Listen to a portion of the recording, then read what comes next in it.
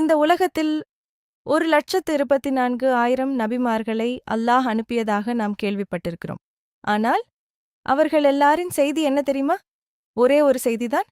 அல்லாஹ் ஒருவனே, அவனே வணக்கத்திற்குரியவன், நான் அவனால் அனுப்பப்பட்ட தூதன். ஆனா ஒரு விஷயம் ரொம்ப ஆழமா இருக்கு. ஒவ்வொரு நபியும் அவரவர் காலத்துக்கேற்றவாறு தான் அனுப்பப்பட்டார்கள். ஹஸ்ரத் தாவூத் அலைஹி வஸல்லம் அவர்களின் காலத்தில மக்கள் மிகவும் பலசாலிகள். பெரிய உடல் அமைப்பும் வலிமையும் கொண்டவர்கள். அந்த ஷேம் பவரோடேதான் ஹஜ்ரத் தாவூத் அலைஹி வஸல்லம் அவர்களும் இருந்தார்கள்.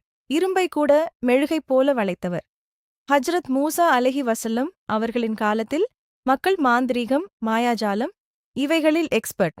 அந்த மாயையை உடைக்க அதையே மிஞ்சும் சக்தியோடு அல்லாஹ் அவர்களை அனுப்பினான். ஹஜ்ரத் ஈசா அலைஹி வஸல்லம் அவர்களின் காலத்தில் மருத்துவம் உச்சத்தில் இருந்தது. அப்போ என்ன நடந்தது தெரியுமா? அல்லாஹ்வின் அனுமதியால் இறந்தவர்களை உயிர்ப்பித்தார். குருடர்களுக்கு பார்வை கொடுத்தார். நோயாளிகளை குணப்படுத்தினார். இப்போ அண்ணல் நபி ஸல்லல்லாஹு அலைஹி வஸல்லம் அவர்களின் காலத்தை பாருங்க.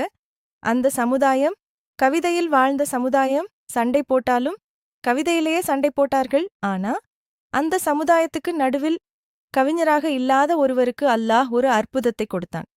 அதுதான் திருக்குரான்.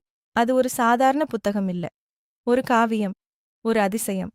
அந்த கால மக்களை மட்டுமல்ல, இன்றும் நாளையும் உலக முடிவு வரை மனிதர்களை அதிர வைக்கும் ஒரு இறைவசனம். நபிமார்கள் எல்லாரும் வேறுபட்டவர்களாக இருந்தாலும் அவர்களின் அழைப்பு ஒன்றே, அல்லாஹ்வை மட்டும் வணங்குங்கள்,